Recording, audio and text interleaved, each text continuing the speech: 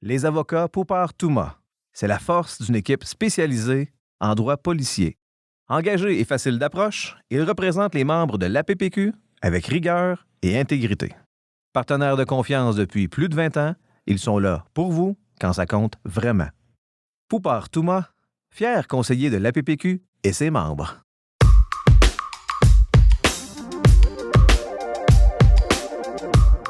L'APPQ vous donne accès aux coulisses du syndicalisme policier. Découvrez la force de l'association. Voyez comment elle travaille en synergie avec ses membres et ses partenaires.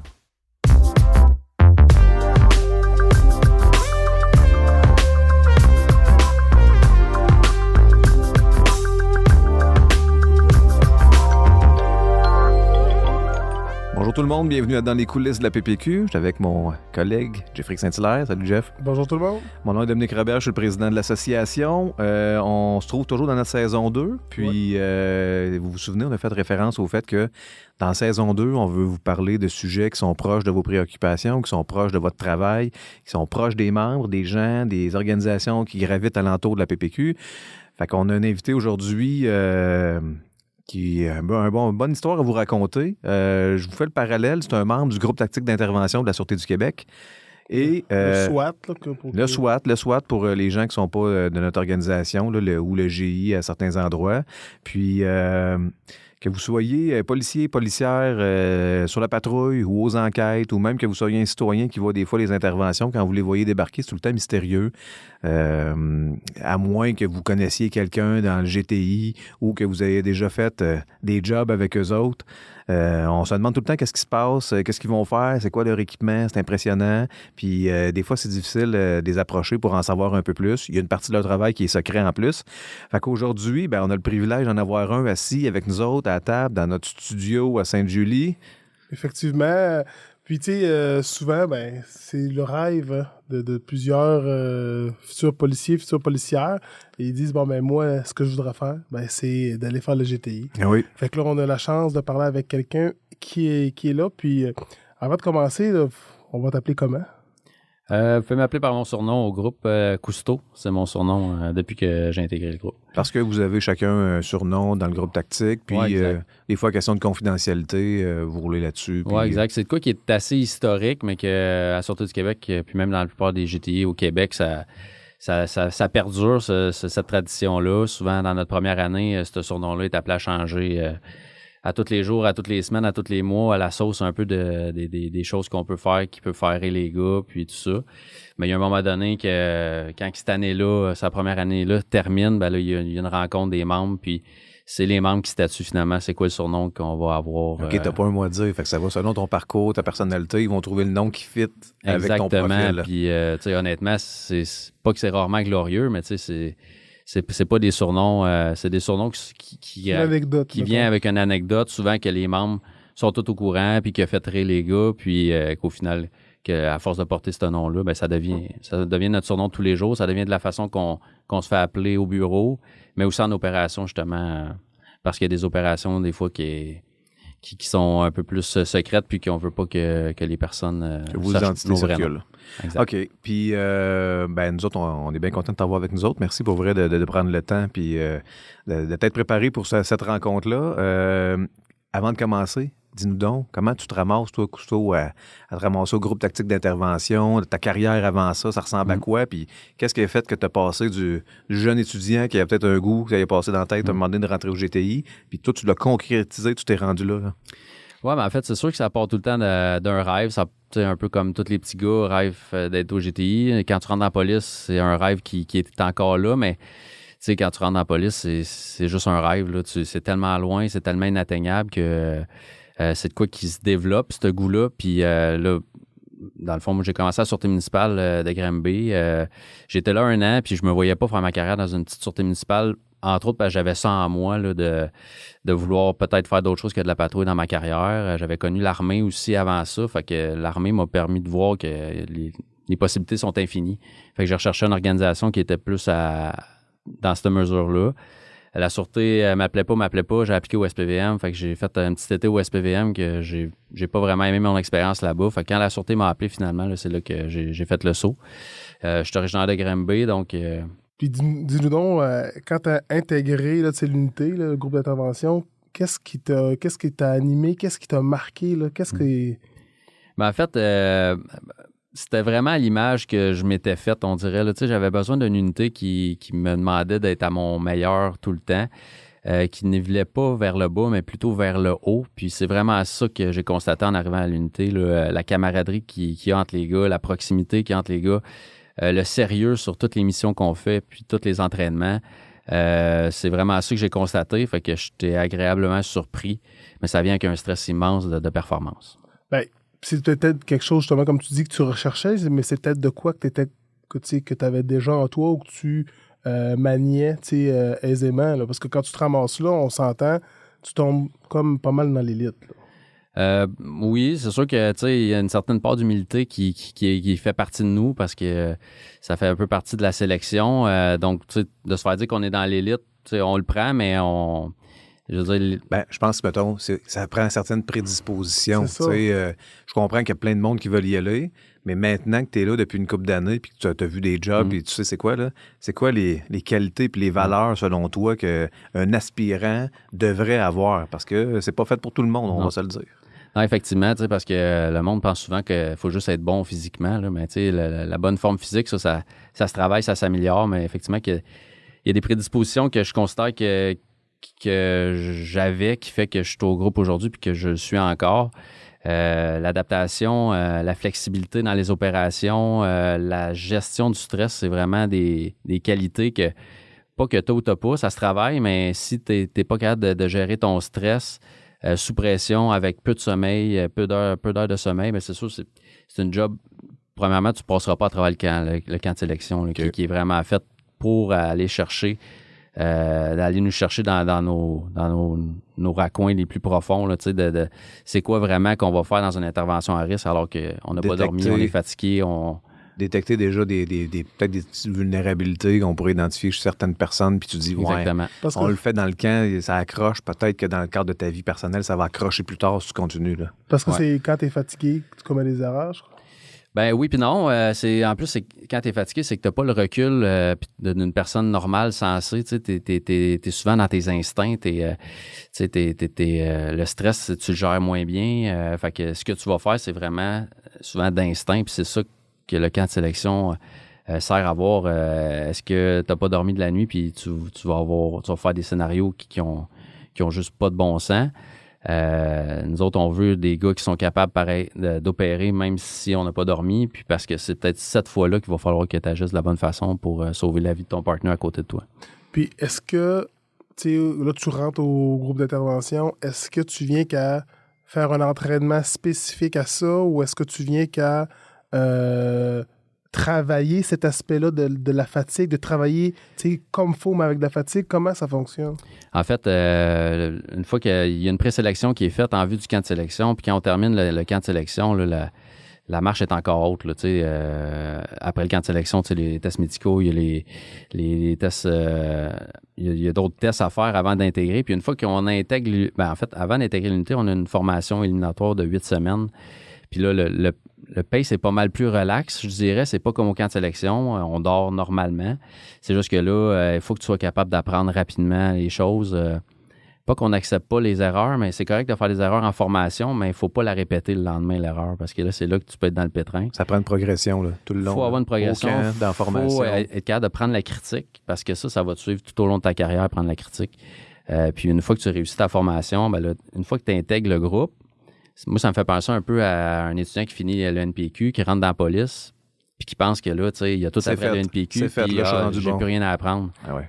Au contraire. Tu as une courbe d'apprentissage. Au contraire. Quand tu arrives au groupe, premièrement, ça te prend de l'humilité, puis tu te fais rappeler assez vite que tu as tout à apprendre. Tu es vraiment à la base de la pyramide, puis ça commence par apprendre les choses de base, même au niveau administratif du groupe. Puis là, tu intègres les entraînements semaine après semaine, tu fais du champ de tir. Tu t'appropries les armes, nos façons de faire, mais c'est pour ça qu'on parle souvent de la première année. Cette première année-là va servir à ça. Là. Puis, mettons, un coup, tu as franchi ta première année, tu es rendu opérationnel, tu es intégré dans l'équipe et tout ça, tu as de l'expérience. Mais quand même, au quotidien, là, Exemple, je te dirais, à soir, tu vas avoir une job, tu sais que ça va être touché, ça va être compliqué. Comment vous vous préparez mentalement à affronter une situation où tu sais que tu vas vivre une pression extrême, tu pars pour possiblement une couple d'heures, tu mets tes affaires personnelles de côté. Comment vous préparez mentalement en équipe ou individuellement pour être capable de faire face à ces situations-là? Parce qu'il y en a plus qu'une par semaine, là. Oh, oui, c'est vraiment, nous autres, on appelle ça un feu roulant là, de job, là, c'est quasiment quotidien. Mais honnêtement, c'est pas comme j'ai une job à soir, je me prépare présentement mentalement. C'est pas de même que ça fonctionne. Nous autres, c'est un cheminement continu depuis le jour 1 qu'on est au groupe, la quantité d'entraînement qu'on enchaîne, la quantité de scénarios X, Y, Z qu'on a fait en entraînement. Si quelqu'un n'est pas capable de rentrer dans les simulations puis de le vivre à l'entraînement, c'est pas sa place au groupe. Fait que, tu sais, pour nous autres, une job extrême, comme tu dis, pas qu'on n'en voit plus de job extrême, mais que pour nous, la job qui semble banale, comme la job qui pourrait sembler extrême, c'est la même préparation, c'est le même état d'esprit, c'est la même camaraderie, puis c'est la même préparation, surtout parce qu'avec votre niveau de préparation, d'équipe. de confiance et de capacité, je pourrais dire, votre gauge, entre guillemets, il n'est pas le même que nous autres. Bien, c'est ça. Puis, faut pas oublier aussi que contrairement à un patrouilleur qui est tout seul dans son autopatrouille ou qui sont deux, nous autres, on est toujours 7, 8, 9, 10 opérateurs. Si la job est plus complexe, on va être 15, on peut être 20. Puis, c'est un embriquement. Tu sais, dans le fond, le briefing du sergent avant un job, c'est là que tout va se mettre ensemble. Puis que s'il y a des questions, c'est des choses pas claires, bien, c'est là qu'on va y répondre parce que faut être prêt à penser au plan B, au plan C, au plan D, au plan E si ça marche pas, tu sais. Oui. Donc, la préparation, c'est tout ça, là, tu sais. Puis au-delà de ça, c'est l'entraînement que j'ai mis depuis des années pour être bon au tir, être précis, être bon en conduite, être bon, tu sais, savoir comment me déplacer dans un bâtiment configuré de telle façon. L'entraînement est tellement bon qu'on c'est rendu après quelques années, c'est rendu qu'on n'a quasiment plus besoin de se parler pour savoir ce que l'autre à côté de nous va faire. Donc, c'est tout ça mis ensemble qui fait que c'est une réussite à la fin. Là. Puis là, tu sais, je vois, tu parles justement là, d'effets de corps, d'effets de groupe. Tu sais, je vois que vous avez, en tout cas, tu sembles démontrer que vous venez avec une cohésion là, qui est incroyable. Tu sais, parle-nous de tout ça un peu. Là. Tu sais, on le dit, le GTI, groupe d'intervention. Tantôt, tu dis, on travaille ensemble. On est rendu qu'on se parle plus. C'est quelle place ça prend, là? Ben, en fait, le groupe prend toute la place, je te dirais. Le jour qu'on intègre le groupe, ça, c'est quoi aussi que faut que les gens soient conscients, c'est que avant ça, j'étais un agent sur la patrouille, j'étais un sergent responsable d'équipe. J'avais comme mon entité à moi propre, tu sais, il y avait quand même beaucoup de temps dans mon travail que je passais seul. Quand tu intègres le groupe, là, passer du temps seul, là, honnêtement, c'était même bizarre à matin de prendre un véhicule seul puis venez vous voir ici au bureau de la PPQ parce que le reste de la gang, ils sont partis au champ de tir ensemble. Il y a une autre gang qui sont en train de travailler sur un projet d'acquisition. Tout se fait en équipe, tout se fait en gang. Fait que c'est comme une équipe de hockey, c'est comme une équipe de football pour ceux qui ont fait des sports. On est toujours en gang. On s'entraîne en gang, on court en gang, on va tirer en gang, on fait nos simulations en gang. On est rarement... Tu sais, si on a de quoi travailler sur notre côté, souvent on va demander à notre partenaire de venir avec nous juste pour qu'il nous observe, tu sais, si on le fait de telle façon. Parce que c'est ça aussi, tu sais, faut reconnaître nos forces, nos faiblesses. Puis nos faiblesses, c'est notre responsabilité personnelle de tenter de les améliorer. Mais ouais. des fois, ça ne s'améliore pas seul. Tu sais, ça prend un coach, si on veut, mais le coach est à même ton groupe, est à même les personnes avec qui tu travailles. Fait que déjà, une des qualités que ça prend quelqu'un qui est capable, tu sais, comme tu dis, qui a fait des sports de groupe, puis qui est capable de travailler en équipe, puis de capable, là, ça rejoint un peu d'être humble, de dire, ben ça se peut que, tu sais, j'ai ça à travailler, puis il faut que tu sois assez rapide pour t'améliorer, puis il faut pas que tu deviennes le maillon faible de la gang. Là.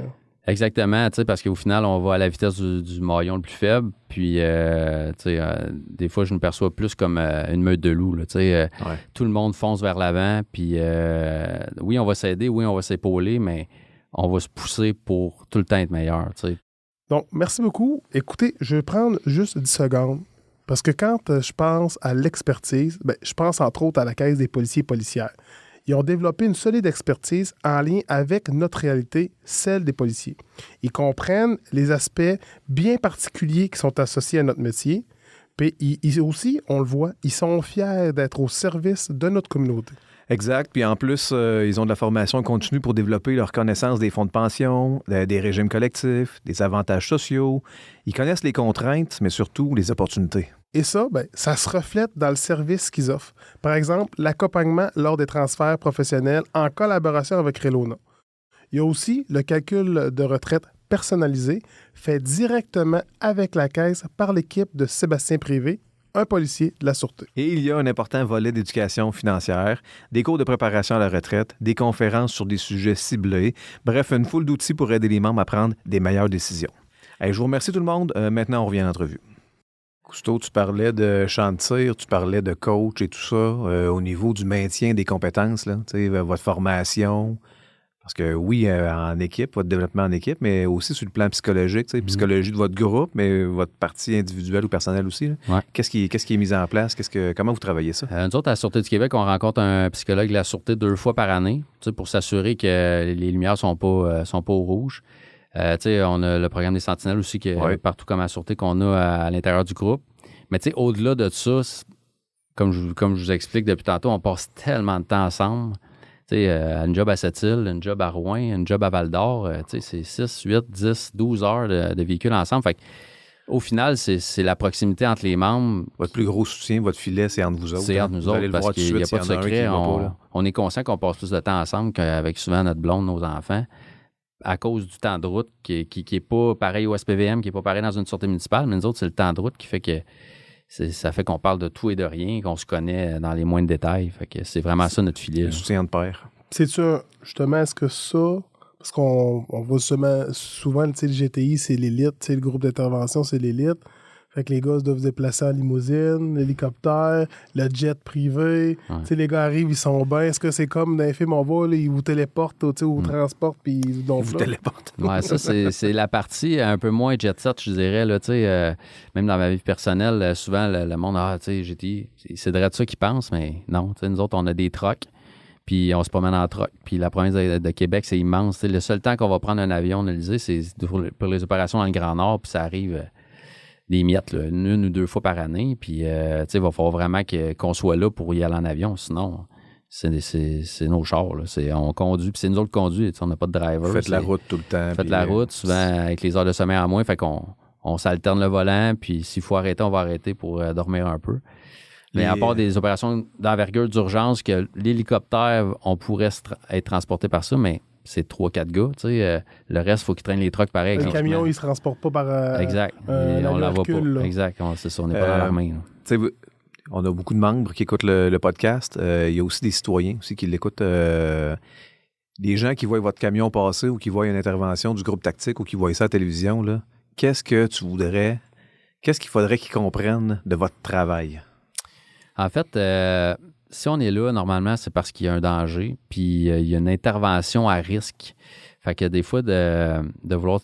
Pendant l'intervention, souvent, c'est pas pour rien qu'il y a des patrouilleurs qui vont faire un périmètre de sécurité extérieur. Fait que, c'est parce qu'il y a des risques. Là, on n'est pas là pour le plaisir, on n'est pas équipé de cette façon-là pour le plaisir. C'est souvent parce qu'il y a une notion que la personne sur qui on va intervenir est armée, puis qu'il y a un danger.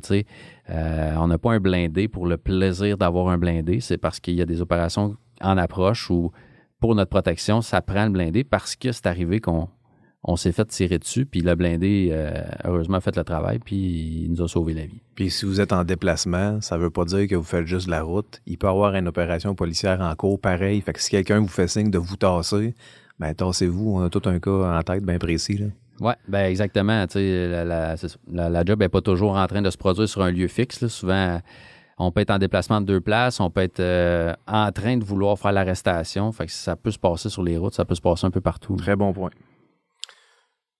Là, on a vu comment ça fonctionne, on comprend ça. Puis, mettons, là, qu'est-ce que tu donnerais comme conseil aux jeunes Cousteau qui s'en iraient, qui diraient « Ouais, moi, je pense que je m'enligne avec cette carrière-là. » Là, j'ai écouté le podcast, là, puis... qu'est-ce que tu y conseillerais? Ben, le jeune Cousteau, en fait, il ne faut jamais qu'il perde de vue ce désir-là d'intégrer une unité comme la nôtre. Il ne faut pas qu'il se fasse rabaisser ou qu'il se laisse abaisser par d'autres patrouilleurs qui veulent pas faire ça ou qui veulent... Il faut que tu sois capable de niveler vers le haut puis tout le temps être en tentative de t'améliorer. sais, autant physiquement, on se le cachera pas. Là, si on veut, les premières étapes, c'est les tests physiques. Puis après ça, c'est le camp qui nous sollicite le physique au maximum. Fait que si t'es pas bon en nage, ben commence à nager parce que tu passeras pas ta journée qu'il y a une épreuve de piscine, c'est pas une cachette pour personne. Fait que, tu sais, puis de travailler sur toi-même, de te bâtir des scénarios. Tu sais, il n'y a rien qui t'empêche à la maison, avec un ami, d'en faire des scénarios puis de voir avec l'emploi de la force, tu sais, t'étais-tu dans... Tu sais, c'est de la pratique, c'est de la préparation mentale, c'est tout ça là, qui... faut commencer à penser. Là, c'est pas je l'ai ou je l'ai pas. C'est aussi bien de commencer tout de suite à te challenger toi-même puis à voir si c'est quoi qui est fait pour toi. Là. Puis si on parle du Cousteau qui est en avant de nous autres aujourd'hui, qu'est-ce que ça t'a appris sur ton passage au GTI à date? Qu'est-ce que ça t'a appris sur toi-même? Ben, écoute, ça nous apprend à se connaître à 100%, ben pas à 100%, on le saura, mais... Pas mal mieux. Oui, vraiment, parce qu'on est challengé pas juste sur les jobs opérationnels, sur les entraînements, sur nous-mêmes. C'est quand même un... Je pense qu'on a un dévouement pour notre métier qui est pas hors norme, qui est peut-être une petite coche au-dessus de d'autres métiers qu'on côtoie. Puis, tu sais, la vraie réalité, elle se passe en opération.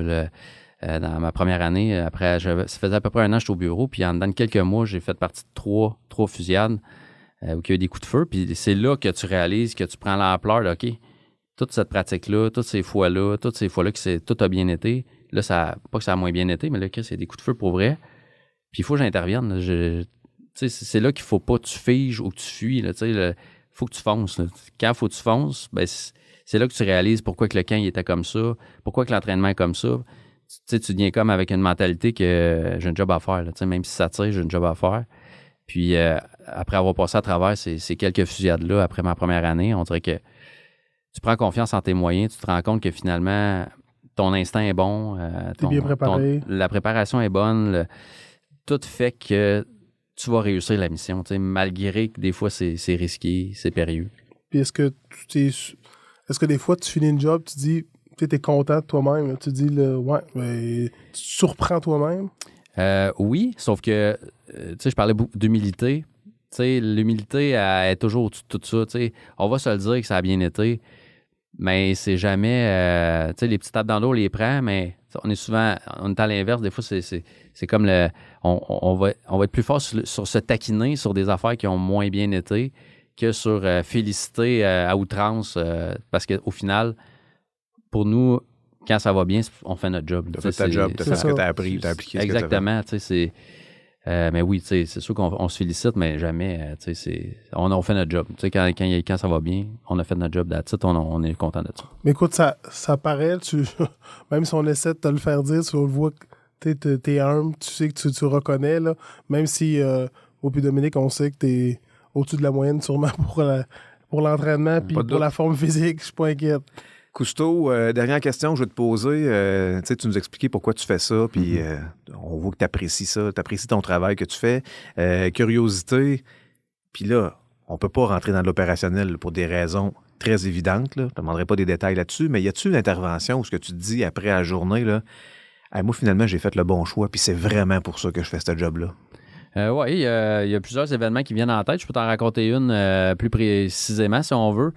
Je te rapporte un mercredi soir. Moi, je joue au hockey l'hiver dans ma ligue de hockey. Je reviens de mon hockey à 11h30 le soir. Puis là, j'ai un téléphone, c'est mon boss. Mais je suis pas de garde cette semaine-là. Puis ça, c'est tout le temps un peu bizarre quand ton boss t'appelle puis t'es pas de garde à 11h30 le soir parce que là, ça veut dire que c'est peut-être un événement qui... Peut-être ceux qui sont de garde sont déjà partis. Puis... Exactement. Fait que finalement, c'était l'événement d'envergure que j'attendais depuis que j'étais rentré au groupe. Une histoire courte, en fait, là, c'est un homme avec des problèmes psychologiques là, à peu près à 4-5 heures de route de l'unité qui aurait démembré le voisin dans une maison de chambre, puis que là, les patrouilleurs ont eu un appel comme quoi que le voisin était manquant, puis en arrivant sur place, on voit une scène assez dégueulasse, mais là, avec l'enquête, tu te rends compte que ça serait le voisin qui serait en cause. Vont cogner chez le voisin, finalement, des coups de feu à travers la porte. Les patrouilleurs prennent périmètre, appellent le GTI. Fait que on se déplace là. Fait que là, j'ai 4-5 heures de route. J'arrive là aux petites heures du matin. J'ai déjà des gars de notre unité qui sont à périmètre. Fait que je viens appuyer le périmètre. Là, on est aux petites heures du matin. Moi, tu sais, j'ai pas dormi de la nuit, mais tu sais, on est là parce qu'on... à toutes les fois qu'on fait une approche, qu'on essaye de rentrer en contact avec lui, il y a encore des coups de feu qui retentissent à travers la porte, à travers les fenêtres. Fait que, après l'évacuation du secteur, finalement, là, il y a beaucoup de membres du groupe qui prennent part au périmètre. Dans mes spécialisations au groupe, je suis tireur d'élite. Fait que je suis déployé comme tireur d'élite, finalement, là, pour avoir visuel sur les fenêtres de la maison. De la maison de chambre du gars. Puis, avec les négociations, ça ne marche pas. Il y a des coups de feu qui sont encore tirés lors d'une approche. Puis, au final, on se consolide, toute l'équipe. Puis, avec le commandant GTI, le commandant filet, il y a un grand plan. Il y a un plan qui est mis en fonction avec un décompte. Puis, sur le décompte, à chaque chiffre, il y a des gars qui vont faire des manœuvres qui vont nous permettre éventuellement de créer une reddition. Le décompte est expliqué. On sait, toutes les personnes ont des choses à faire sur tous les chiffres du décompte jusqu'au tango, qui va être le moment que normalement la finalité va se produire, qui est un déploiement de gaz CS à l'intérieur du bâtiment de la personne. Okay. Le but de ce gaz-là, c'est qu'il se rende pacifiquement sans qu'il y ait d'autres échanges de coups de feu. Parce que là, on peut pas passer une semaine là, en attendant qu'il va peut-être sortir pendant qu'il continue à tirer un peu partout. Donc, le décompte se fait, toutes les choses se mettent en place, le gaz est déployé, puis là, on attend. Puis là, dans notre tête, on se dit tabarouette. Il devrait sortir. Là, ça fait 5 minutes, ça fait 10 minutes. Ah ben, tu sais, il est-tu rendu dans le plafond? Il est-tu en train de faire un trou pour sortir? Puis là, tu sais, chacun, sur nos points, on repense dans notre tête, mais qu'est-ce qui pourrait bien se passer? Qu'est-ce qui fait qu'il sort pas, tu sais, alors qu'on sait qu'il est là, tu sais? Puis finalement, au bout de 20-25 minutes, tu sais, nous autres, on laisse les choses en place. Puis 25 minutes plus tard, la porte rouvre. Il est sorti. Les mains sortent. Il se rend. Il est affaibli vraiment, vraiment par le gaz. Puis il se rend. Puis c'est terminé, mais c'est jamais terminé. En fait, 1+1. Ah oui. Il faut aller sécuriser l'endroit. Fait que là, masque à gaz au visage avec toute la boucane, toute la vision qu'on n'a pas vraiment parce que l'appartement est envahi de gaz.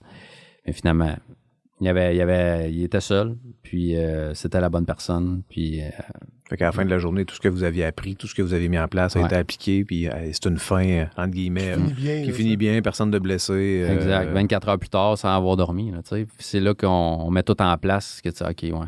Le camp de sélection, il est fait pour cette raison-là, pour ce genre d'opération-là. Pour que ça se termine de cette façon-là. Oui, exactement. Très bon. Merci, Cousteau. Merci d'avoir pris le temps de t'être déplacé, d'être venu jaser avec nous autres. C'est super apprécié. Merci à ta gang de t'avoir libéré. Oui, c'est ça, d'avoir parce que permis de sortir pendant que les autres faisaient d'autres choses. Ouais. Pendant qu'il est en train de pratiquer, s'amuser, toi, tu viens nous expliquer un peu le métier. Ben, ça me fait plaisir. On va, si vous avez des questions, on va ajouter l'adresse communication avec un S à commercial appq-sq.com dans la description de l'épisode. Si vous avez des questions, commentaires par rapport à ça, par rapport à moi puis Jeff, n'hésitez pas, écrivez-nous là-dessus. N'oubliez pas, si jamais vous avez été intéressé par le podcast, allez écouter les autres podcasts antérieurs. Il y en a plein, puis partagez-les avec vos amis. N'hésitez pas à avec partager. votre famille. En plein ça. Si vous avez des commentaires, comme Dominique vous a dit, envoyez-nous-les. Ou si vous avez des sujets là, que vous voudriez qu'on touche, c'est le temps, envoyez-nous ça. On parle de nos partenaires, on parle des gens qui travaillent avec vous autres sur le terrain. N'hésitez pas. Merci, Jeff. Merci on se reprend beaucoup, bientôt. Dominique. Good job. Merci beaucoup, tout le Cousteau. monde. Bonne journée tout le monde. Bye.